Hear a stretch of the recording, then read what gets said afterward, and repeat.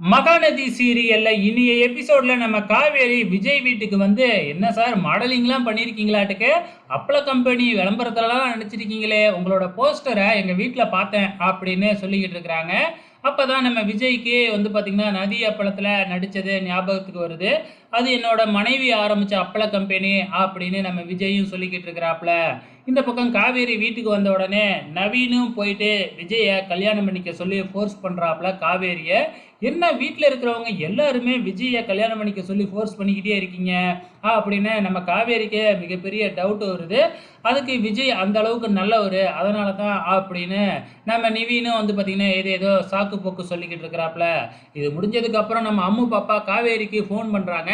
வீட்டில் யாருமே இல்லை, எனக்கு போர் அடிக்குது, நீங்கள் வீட்டுக்கு வாங்க அப்படின்னு வீட்டுக்கு கூப்பிடுறாங்க. காவேரியும் பாப்பாவை பார்க்கறதுக்காக போகிறாங்க. ஸோ நம்ம அம்மு பாப்பாவும் காவேரி ரொம்ப சந்தோஷமாக ஜாலியாக விளையாண்டுக்கிட்டு இருக்கிறத நம்ம விஜயோட சித்தி பார்த்துட்றாங்க.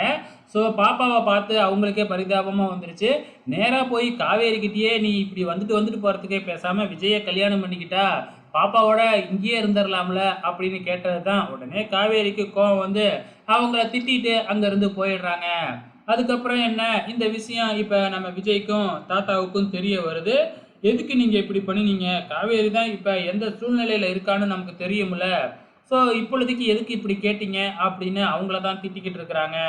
இந்த பக்கம் காவேரி அவங்க வீட்டுக்கு போன உடனே நீங்கள் எல்லாருமே சேர்ந்து விஜயை என்னை கல்யாணம் பண்ணிக்க சொல்லி ஃபோர்ஸ் பண்ணுறீங்கள, நான் கல்யாணம் பண்ணிக்கிறதுக்கு சம்மதிக்கிறேன் அப்படின்னு காவேரி சொல்லியிருக்கிறாங்க.